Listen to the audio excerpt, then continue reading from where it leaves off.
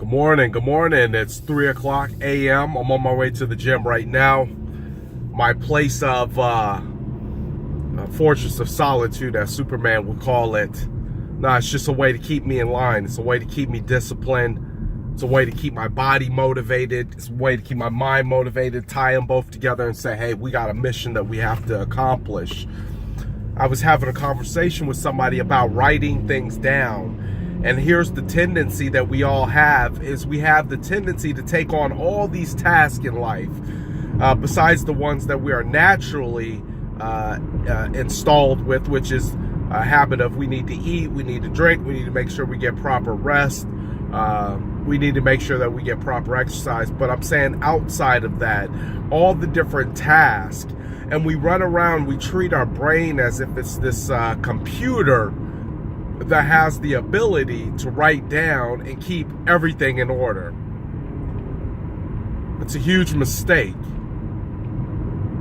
See, the brain has a capacity to do all these things, but what it likes to do even more, it likes to see it on paper. It likes to know that one of its coordination, which is the hand-eye coordination, is working properly in tandem.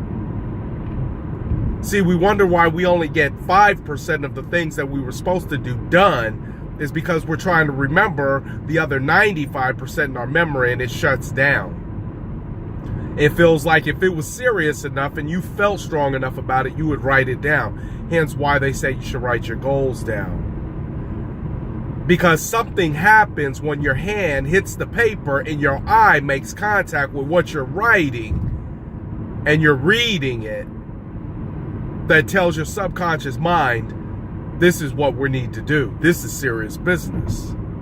This is important. But instead of writing anything down, we think we have this super magnetic memory that will just automatically gravitate and take on anything that we tell it to. And we wonder why it fails. We wonder why we fail. It's because our ability to handle these tasks are simply beyond our understanding.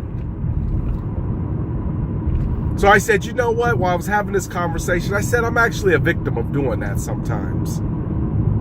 I've done that. I've decided that I was just going to take everything and stick it inside my mind and hope that it can organize it, remember it, and then let me know when to do it. And when things are going right,